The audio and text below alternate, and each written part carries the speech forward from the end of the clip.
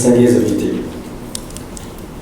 je voudrais, à l'entame de mon propos, vous remercier tous pour votre forte présence ce matin à cet exercice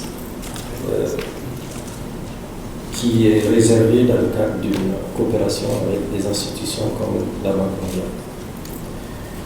La revue du portefeuille, je ne vais pas répéter ce que le représentant résident vient de dire. C'est exactement le sens et l'objectif de cette rencontre, c'est mesurer les progrès réalisés dans la mise en œuvre de nos projets, faire le point de ce qui a marché, prendre en compte les nouvelles orientations. C'est en cela que c'est important pour que je m'arrête un peu pour dire effectivement que je tire de vos propos de tout à l'heure quelquefois l'incompréhension du rôle de la banque. La Banque mondiale est une institution à laquelle notre pays, à l'instar de tous les autres pays, participe dans le capital.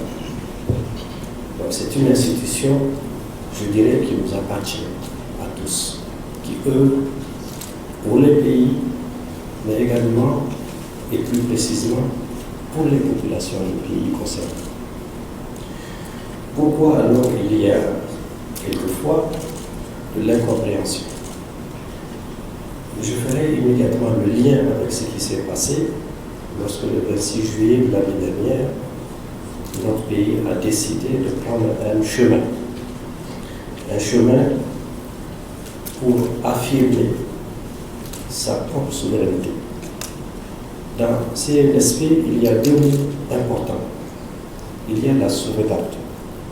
C'est la sauvegarde des intérêts propres des Nigériens, mais il y a surtout la patrie, c'est-à-dire le pays. Nous n'en avons pas un autre.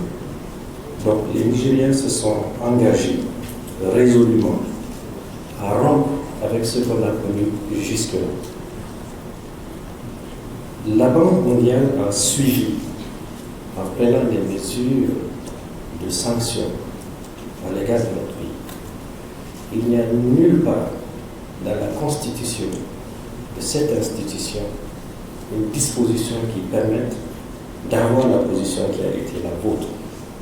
En revanche, nous comprenons bien que lorsqu'il y a un changement de ce type, qu'il y ait une pause pour examiner les pour et les contre en vue de repartir sur de nouvelles bases.